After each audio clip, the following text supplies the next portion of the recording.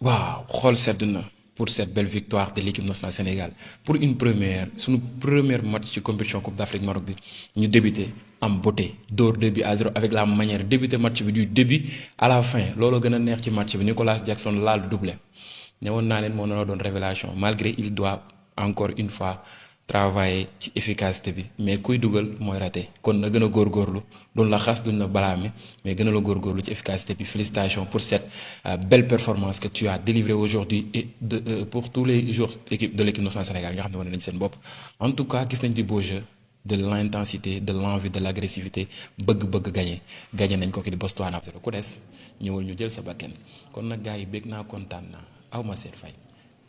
gagné nañ de mais lii nii faaw ñu wax si victoire bi dee na torop gagné nañ 3-0 on a fait l'essentiel mais y a une chose à revoir mooy efficacité bi su may wax nag match contre Botswana bi taxul may wax match bi jàll na gagné nañ voilà def nañ l'essentiel mais match yi di ñëw moo tax may wax contre Congo ngeen yaakaar ni Congo nañu may ñuy am ay 8 occasions ay 10 occasions France benn match bi tey bu ñu qualifié dem élimination directe benn Côte d'Ivoire wala benn Maroc ngeen yaakaar dinañu may ñu am ay 7 occasions si benn match ay 8 occasions si benn match gis ngeen bu ñu fa nekkee dara suñuy occasion ñoom dañ koy am ñëw dugal ko teg ñu ay problème nag Sadio Mané j'espère que di nga dem demander pardon à Iliman Ndiaye gis nga genre action yi mën na yàq mentalité équipe parce que ku nekk bu jéem a dugal bii boppam ku nekk di jéem a biir yi rek mën na yàq lu bëri si mentalu équipe te match bi ça se comprend parce que voilà mëne woon nañ 2-0 t'avais envie de briller en tant qu'attaquant da nga war a bëggoon dugal et te mettre en confiance là ça se comprend mais ça ne justifie pas ce que tu as fait là il devrait faire la passe à Iliman Ndiaye xool Iliman Ndiaye di mu démarqué woo joxul Iliman Ndiaye mu ñëw passe kaay mu dugg mais non Sadio Mané a tenté la frappe alors que défenseur mu ngi si kanamam taxaw si kanamam mu dóor ko défenseur bi contre ko bal bi génn même Iliman Ndiaye ba muy génn ñu ngi koy gis mu xaw a fas kanam bi je ne sais pas ba xam occasion bi moo tax ou bien le fait que ñu génne ko moo tax peut-être sax ñun ñoo yaakaar que dafa mer rek mais merul ça bari encore vraiment booy bi heure bu duggee di différence heure bu duggee wane boppam fa leen encore une fois troisième bi si ay tànkam liggéey moom moo def la passe vers Serif Ndiaye Serif Ndiaye aussi ñëw def le geste juste placer bal hors de portée du gardien permettre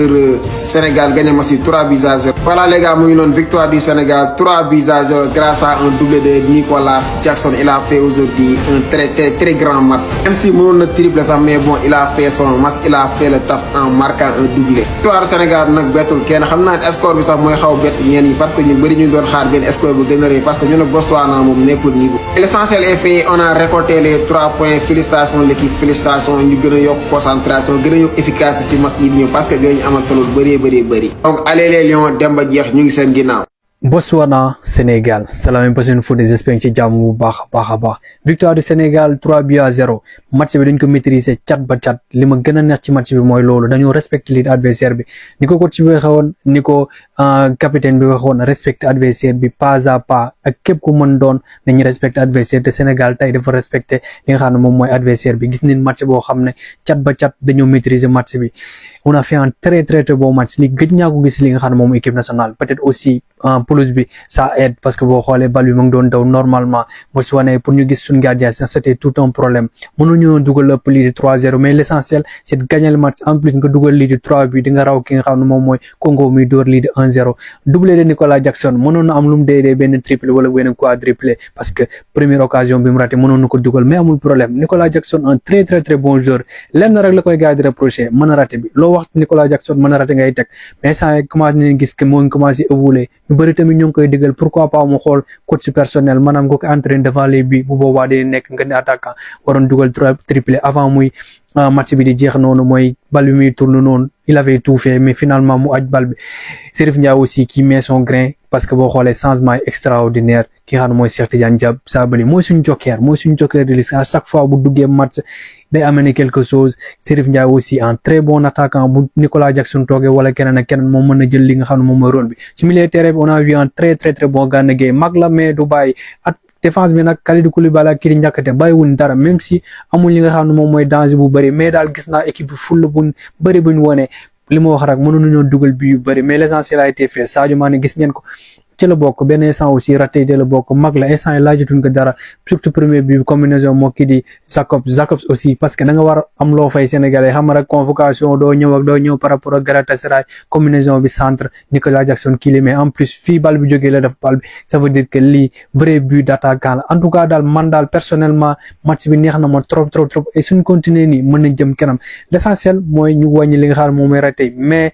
Sénégal ki nga xam ne mooy premier match am te boo xoolee mën naa depuis des années Sénégal premier match am Coupe d'Afrique da koy gagné l'essentiel ñu dem ci liwaat si suñu kaan dans les commentaires ma ngi leen déglu.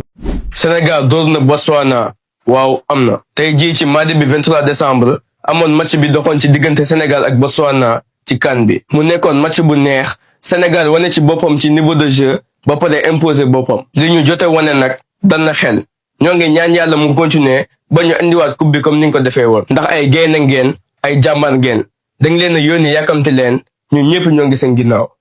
Victoire facile des Lions salam la famille j'espère que vous allez bien les gars 3-0 contre ki nga xamante moo di Botswana mu nekkoon match boo xamante ne c'était très facile premier passe li nga xamante moo di CAN bi ñu dóor 3-0 gis nga niñ ci duggee moom essence nice waxoon naa leen ko parce que Botswana nekk boo xamante ne daal si CAN yi rek lañ leen xamee mais mënaluñ dara suñu équipe nationale félicitations bonne continuation si li nga xamante moo di reste CAN ñu manque wuti ndam inchallah mais les gars le très bon match de la part de Sadio Mané et Nicolas Jackson parce que tey jii suñu secteur offensif bi wane nañ seen bopp mais tamit dañ dem si côté ba si côté Feta bi bàyyeeku moo tax Pape Thiaw def ay changement ñu dugal ñi nga xam ne moo di Petit Sadio ak Chérif Ndiaye ñu indi ko félicitations merci. Sabaly non les gars je me dis que Sabaly actuellement nii war nañu am considération si par rapport à minute muy joué je dis pas que dafa war a démarrer non je dis pas que dafa war a démarrer. mais je me dis qu'aussi il mérite beaucoup plus de minutes que ça gis nañ match bu mu dugg nag dafay percutant match bu mu dugg dafay décisif contre Congo dugg décisif avant Congo aussi am na match bu mu dugg def décisif tey aujourd'hui dugg passe décisif encore une fois il est percutant il est virevoltant franchement c'est incroyable vitesse bi mu am vivacité bi mu am Sadio Mané warul toog ban quand je parle de Sadio Mané je parle de Sabaly warul toog voilà il mérite beaucoup plus de minutes franchement il mérite beaucoup plus de minutes que ça et voilà genre joueurs yi nii ce sont les joueurs yoo xamante ne boo ko amee da nga am apport bu bëri offensivement surtout su jógee si banc bi mais su jógee si banc bi ban minute la war a dugg aussi c'est ça l'interrogation parce que gis nañ saa buy dugg aussi peut-être dañuy dugg si 77e minute jëm kaw donc là c'est un peu compliqué pour moom ak temps de jeu bi mu war a am yëpp je me dis que il mérite beaucoup plus de reconsidération ak temps de jeu aussi parce qu'il peut apporter beaucoup plus à l'équipe franchement il est incroyable. lenn moom xam naa ko c'est ça CAN bu gëmee boppam kaanam la parce que CAN bi dina ko may lu bëri parce que dafa jógee ci période boo xam ne dafa bëri ay mouvement bu xoolee début de saison par rapport ak day jógee Chelsea du jóg ak transfert bu ñu doon avorté et tout mu dem Bayern il commence à marquer des buts en plus équipe nationale aussi mu ngi dugal ay buts gis ngeen ko baax par rapport ak qualification yi tey il met un doublé fu mu waroon mën a dugalee sax 3 parce que Nicolas Jackson joueur bu am talent la ñu ko xam Villarreal ak ñi ko xam sax avant muy ñëw lii di Villarreal maanaam championnat sénégalais et tout xam ngeen ne joueur bu am talent surtout boo ko tegee ci côté bi te léegi mi ngi commencé am ay repères par rapport ak li nga xam ne moom mooy ci attaquant sûrement Harry Kane da koy jox ay cote c'est ça CAN instant bi avec 2 buts te mënoon dugal sax li ngay mooy triplé mu jël lii di meilleur buteur boobaa nag issue yu bëri day continuer xam ngeen ne fin de saison Chelsea dina ko récupérer waat du ko récupérer parce que ñoo ngi wax que ni Chelsea parewu pour récupérer waat Bayern na dina ko jënd du jënd bu boobaa dina gën a am li nga xam ne moom mooy marge bu boobaa équipe bu mag yëpp dañ koy topp te li ci gën a am solo mooy succès li nga xam ne moom mooy 5 derniers matchs avec le Sénégal c'est 6 buts 2 passes décisives en tout cas c'est exceptionnel ki nga xam ne mooy Nicolas Jackson gars yi dañ ko yàgg ni la critiquer mais lenn rek la ñuy appuyer da nga mën a rater te mën a rater boobu mu ngi ci même si que tey te a marqué un doublé war nga dugal lii 3 en tout cas daal on espère que CAN bi ça sera ça CAN war nga mën a gagner li nga xam ne mooy CAN bi très bon match de kii di Nicolas Jackson. non gars yi non man nag franchement en pleine compétition dama bëgg def critique ci joueurs yi parce que surtout nag quand l'important a été acquis mooy la victoire a été acquise donc je me dis que ne critique yi parfois voilà ça va être un peu malsain quoi parce que 3 points am nañ ko mais parfois aussi faut se dire la vérité action bi Sadio à 2-0 tu fais la passe et Mandiaye conclut 3-0 parce que goal différence maintenant après importance ci poule bi on sait jamais